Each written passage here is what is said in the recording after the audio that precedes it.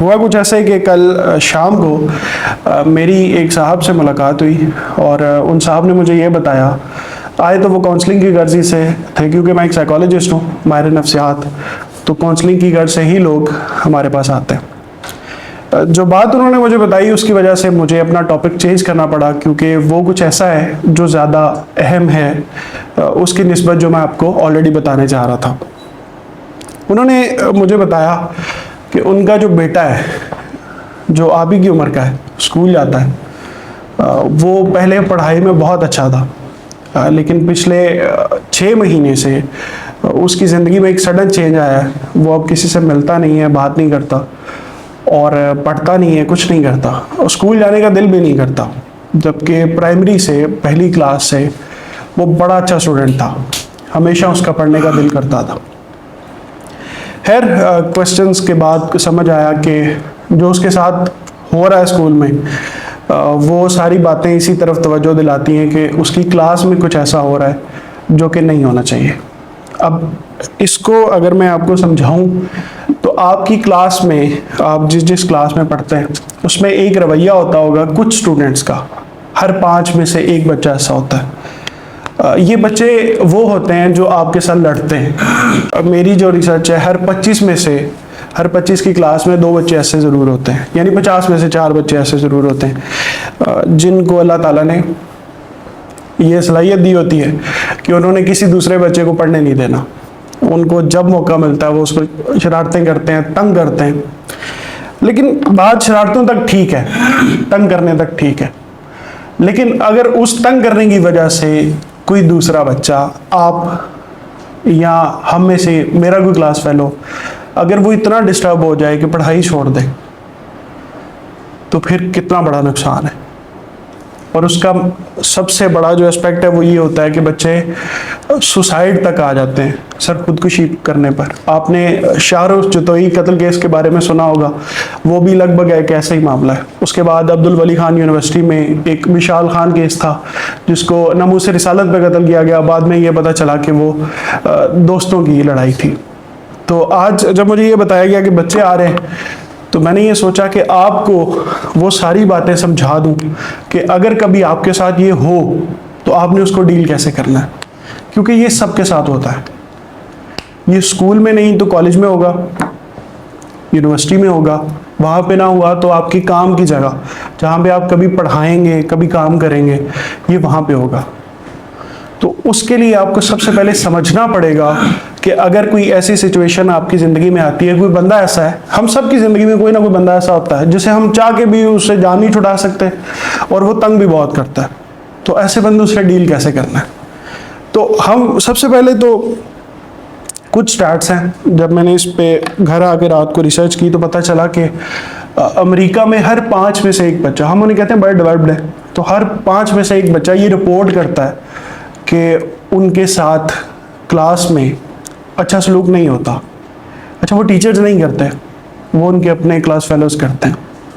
हमारे मुल्क में तो रिपोर्टिंग का कल्चर ही नहीं है, हम तो कभी बताते ही नहीं, बच्चे बताते ही नहीं है कि हमारे साथ ये मसला चल रहा है। इसके लिए इंग्लिश में जो वर्ड यूज़ होता है, ये जो जिसको हम तंग करना बोलते हैं, इसके लिए ये वर्ड यूज़ होता है बुली करना, किसी को तंग करना।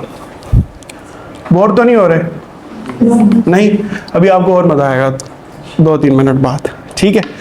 अच्छा, हर ये एवरेज रेशो यूएसए में है 20%, यानी अगर 100 बच्चों की क्लास है तो उसमें से 20 बच्चे ये कहते हैं कि हमें क्लास में पढ़ने नहीं दिया जा रहा। और ऐसा ही आप सबके साथ भी होता है, अगर अभी नहीं हुआ तो बाद में होगा।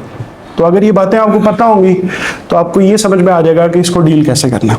तो सबसे पहले तो हम ये देख लेते हैं कि इसमें कंपोनेंट क्या होते हैं। इसमें जैसे हम बिरयानी पकाते हैं, बिरयानी खाई है ना सबने? क्या क्या डलता है उसमें? चावल, गोश्त, मसाला और प्याज भी डलते हैं। और ऐसी ना हर चीज़ के कुछ अज्जाए तरकीबी होते हैं, होता है। जैसे हमारे पास फेफड़े भी हैं, मैदा भी है, कान भी हैं, ऐसी हर चीज़। या ये मेरे पास फ़ोन है, इसमें भी कैमरा भी है, एक स्पीकर भी है, एक माइक्रोफोन भी है। तो हर चीज़ मिल के बनती है किसी चीज़ों से। सो ये जो मिजाज है ना जो आपको तंग करता है, ये भी कुछ चीज़ों से मिल के बनता है। उसमें सबसे पहला मिजाज है, इसको हम सोशल साइकोलॉजी में बोलते हैं एग्रेसर। ये वो बच्चा है जो आपको तंग करता है, आपको मिलेंगे या आपको तंग करेंगे। अच्छा, ये तंग क्यों करते हैं? आपके टीचर्स बैठे हैं, ये वेरीफाई करेंगे। इनके पास दो चीज़ें पॉसिबल ही होती हैं, या तो ये किसी बड़े बाप के पुत्र होते हैं, या इनके बाप के पास बहुत पैसा होता है। ऐसे ही है सर, ये जो होते हैं ना जो अमीर कबीर, ये बाकी लोगों को कुछ नहीं समझते, और ये कभी जब आपसे भी मिलेंगे तो ऐसे ही आपको फील कराएंगे जैसे आप बहुत लो हैं, लेकिन आपने लो फील नहीं करना।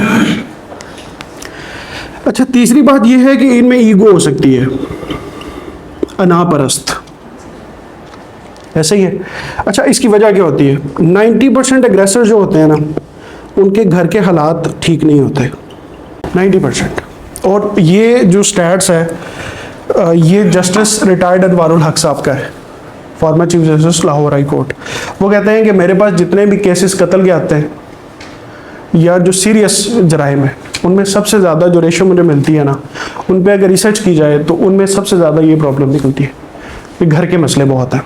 उसकी वजह से होता क्या है, वो अपना गुस्सा कहीं तो निकालेंगे सर, तो वो किन पे निकालते हैं? जिन पे उनका जोर चलता है, तो वो अपने क्लास फेलोज पे गुस्सा निकालते हैं। अच्छा, इसको डील कैसे करना है, इस पे बाद में आते हैं। दूसरा इसमें कंपोनेंट, जो दूसरा बिरयानी के बाद, ये आप समझ लेंगे चावल है, और ये है वो गोश्त जिसको कच्चा चबा जाते हैं ये लोग। अच्छा, अब ये जो बच्चा है ना सर, ये ओवर कॉन्फिडेंट होगा,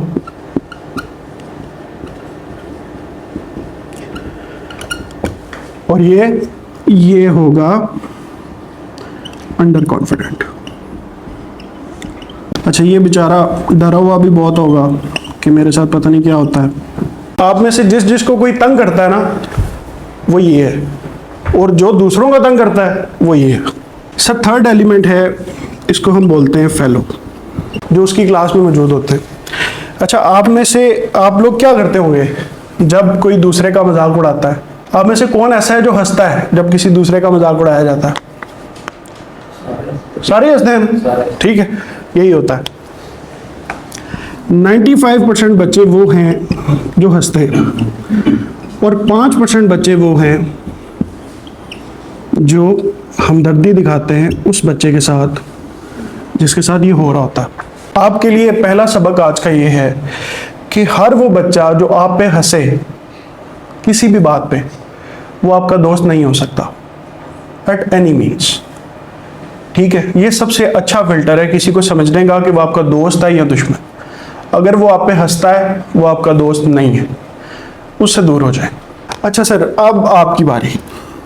जब आपके पास कोई ऐसा केस आता है कि बच्चा कहता है कि सर मुझे फलां बच्चा तंग कर रहा है, तो आप क्या करते हैं उसका? कैसे डील करते हैं उसको? यकीन बच्चे की काउंसलिंग की जाती है, जो बच्चा परेशान कर रहा है उसको बुला के, ठीक है, मिसाइल को भी सुना जाता है कि बच्चा तंग क्यों कर रहा है। तो क्या बताते हैं वो मिसाइल, क्या बताते हैं अपने? मिसाइल डेफिनेटली जो छोटे बच्चे हैं, आपको पता है उनके मिसाइल जो है ना, यही चीज की कोई चीज जो ना मिस हो गई, उनकी कॉपी पेंसिल गुम हो गई, इस वजह से इस टीचर मुझे डांट रही थी तो इसने जो ना ये बच्चा हंसता है तो मैंने गुस्सा निकाला इस पे। हाँ, वो क्या हो रहा है, वो यही एनर्जी चैनलाइज हो रही है। ऐसे हर इमोशन की ना एक एनर्जी होती है, तो वो जब इंसान अपने अंदर दबा लेता है ना, तो उसको ज़्यादा दर्द होता है कि इसको मैंने बाहर निकालना है। वो फिर निकालता किस पे है? कमज़ोर पे।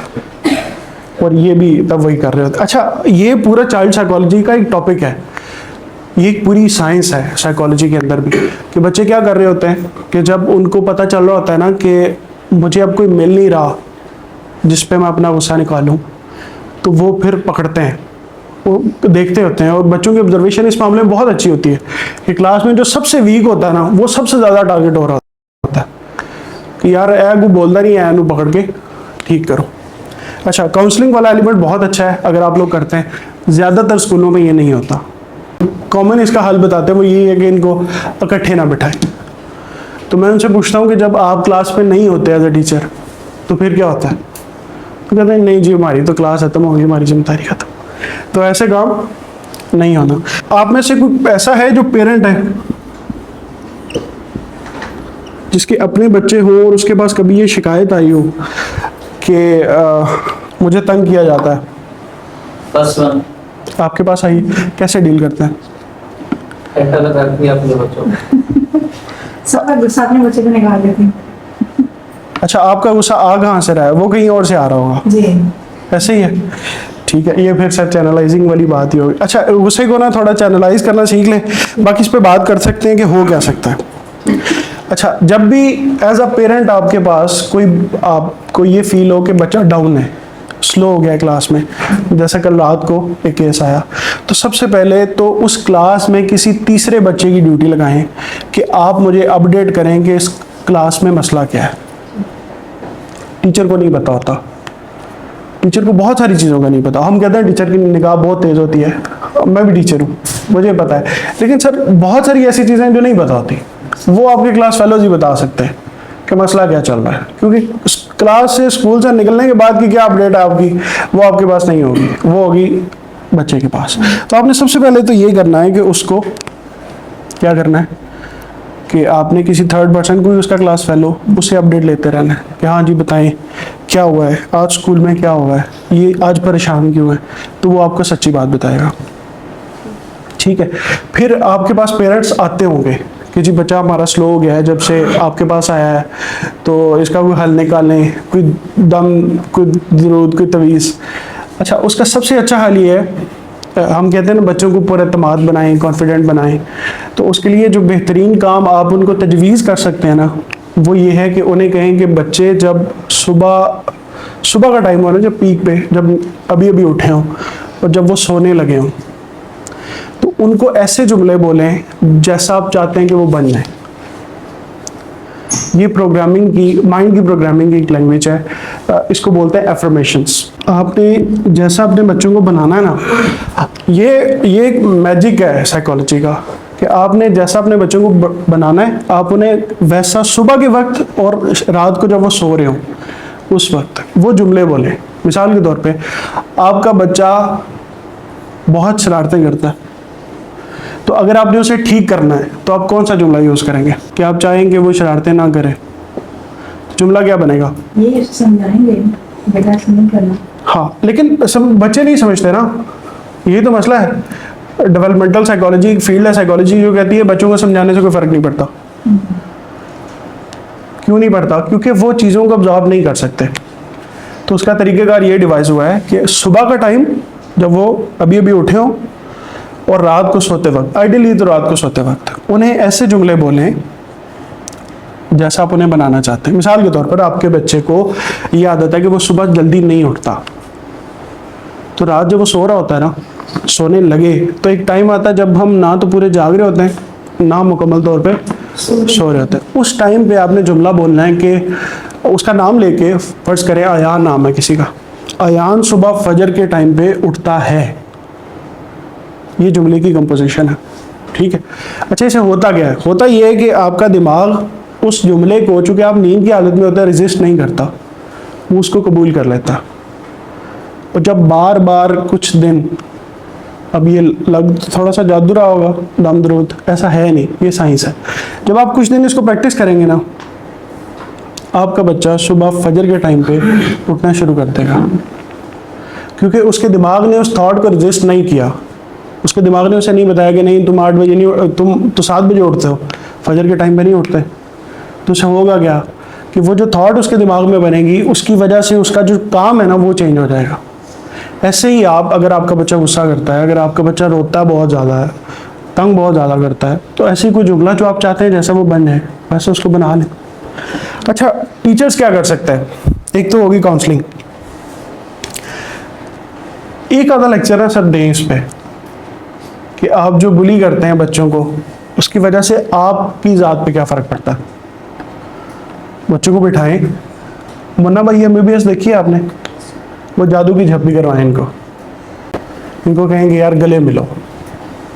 जब ये गले मिलेंगे ना, तो इनकी, आपको भी पता होगा कि वो गिले शिकवे सारे बच्चों के दूर हो जाते हैं। तो जब आप में से जब भी कोई दूसरे से नाराज़ हो तो क्या करना है? क्या करना है? गले लगा लेना, यार ठीक है मेरी गलती है, मैंने माफ़ कर दे, ठीक है, हो जाएगा। मुश्किल काम तो नहीं है। गुड। अच्छा, उसके बाद दूसरा काम, इनको ना इमोशन मैनेज करने सिखाएं कि जब आपको गुस्सा आ रहा हो तो आपने क्या करना है, जब आपको रोना आ रहा हो, लड़कियां ज़्यादा रोती हैं, ऐसे ही है ना? ऐसे ही है ना? कभी किसी ने सिखाया है कि जब रोना आ रहा हो तो क्या करना चाहिए? रोना चाहिए। रोने से क्या होता है? कोई ऐसा तरीका है कि हम रोए बगैर अपने दिल का गुबार निकाल लें? कभी किसी ने बताया? नहीं ना। आप सब लोग एक इस्लामिक कल्चर वाले स्कूल से हैं। पहली सूरत कौन सी नाज़िल हुई थी? सर, इसमें एक आयत है कलम के हवाले से, उसका मफ़हूम बता सकते हैं मुझे? अल्लज़ी अल्लम बिल कलम, अल्लाह ताला ने इंसान को इल्म सिखाया कलम के से। अब ये जो कलम है ना, आप में से जिसको ये मसला है कि वो रोता बहुत है या टेंस बहुत रहता है, परेशान बहुत रहता है, सोचता बहुत ज़्यादा है, तो इल्म का मतलब सिर्फ ये नहीं है कि जो आप सीखें। इल्म का मतलब हर वो थॉट है जो आपके दिमाग में आती है, ऐसा है। तो जब आपका दिल कर रहा हो ना रोने का, तो उससे बहुत अच्छा हल ये है कि आप एक पेंसिल उठाएं, एक पेज लें और जिस बारे में आप परेशान हैं ना, उसको लिखना शुरू कर दें। ठीक है? उससे होता क्या है, ये जो हमारा दिमाग है ना, एक डब्बा, जब भी आप कुछ भी सोचते हैं, किसी बारे में परेशान होते हैं, तो ऐसे ऐसे वो सारा कुछ इकट्ठा होता रहता है आपके दिमाग में। वो जैसे जेब में बड़ी हैंड फ्री नहीं होती, वो बिल्कुल वैसे ही हो जाता है। तो जब आपने उसे निकालना होता है ना, जब उसको चैनलाइज करना होता है, तो आप क्या करते हैं? आप फिर रोते हैं। ठीक है, आप अपना दिल हल्का करते हैं कि जी रोने से दिल हल्का हो जाता है, लेकिन उसके बाद भी बंदा परेशान रहता है कि नहीं रहता? रहते हैं ना, सोचते रहते हैं उसी बात पे कि यार रोने चंगा नहीं कीता यार। ठीक है, ऐसे ही होता है। उसका हल क्या है? ये जो थॉट थी ना आपकी किसी भी मसले की, ये आपका एक पेपर है, आप इस थॉट को ऐसे लिखते जाएं।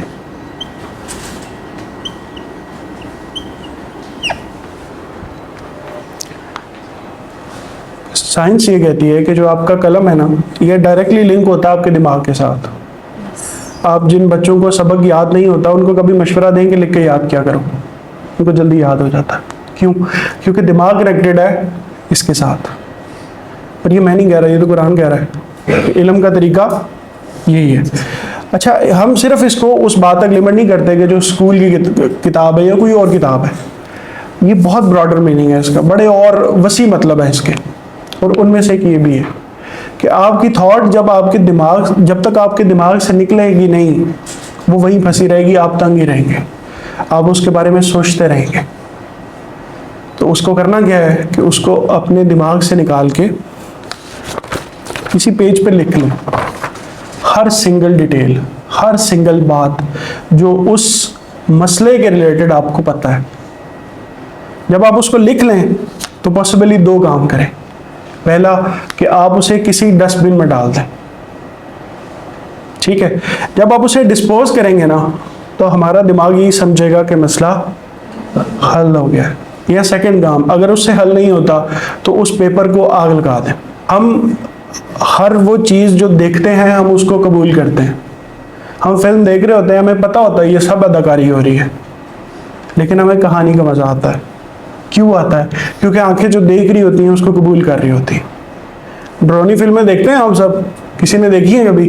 पता होता है ना कि ये हकीकत में नहीं है, जिन चुड़ैल सारी इन्होंने मेकअप से बनाई हुई है, जैसी हमारी शादियों में बनती है। लेकिन क्या होता है कि दिमाग उसको कबूल कर रहा होता है। तो ऐसे ही जब वो किसी भी पेज को जिसके ऊपर आपकी प्रॉब्लम्स लिखी हुई हैं उसको जलता हुआ देखेगा, तो वो उसको कबूल करेगा कि हाँ ये मसला ख़त्म हो गया। तो ये जो चीज़ें हैं ना, ये अभी तो आपके तकरीबन 50 या 55 बच्चे आए हैं। सर ये पूरे स्कूल को सिखाएं ये छोटी छोटी चीज़ें, जब कभी आपको मौका मिले। मैंने ये ट्रेंड देखा है कि इस्लामिक स्कूल्स जितने भी होते हैं ना कल्चर वाले, उन पे करिकुलम से हट के बात ज़्यादा होती है एज़ कम्पेयर टू वो लोग जो एक ही सिलेबस में दौड़ में लगे हुए हैं प्राइवेट स्कूल्स, उनमें बात कम होती है। तो दीन में अल्लाह ताला ने ये भी खूबसूरती रखी है कि वो टाइम का एक स्लॉट हमारे पास वो ज़्यादा मिलता है। तो आप में से जिस दोस्त को कभी कोई मसला हो, तो आपने उसको ये भी सजेस्ट करना है कि अगर कभी रोने का दिल करे तो फिर ये काम करना है, रोते नहीं रहना, रोने की कोई एंडिंग नहीं होती, ठीक है। या तो मसले का हल निकाल लें या फिर उसको वैसे डील करें जिससे आपको फ़ायदा भी होगा, ठीक है। सर इस पे इन डिटेल आप बाकी जो स्टूडेंट्स हैं उनको भी बताएं। तो इसकी वजह से बहुत सारी जानें बच जाएंगी।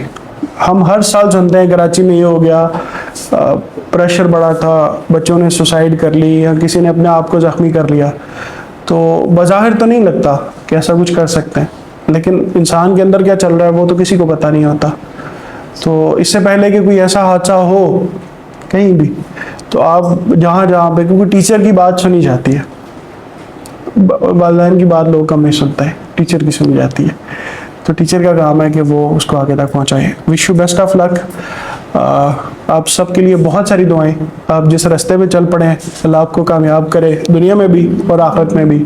हमें भी अपनी दुआओं में याद रखिएगा, कासिम अली शाह फाउंडेशन को भी। हम भी जो काम कर रहे हैं वो भी आप सबकी भलाई। Thank you so much.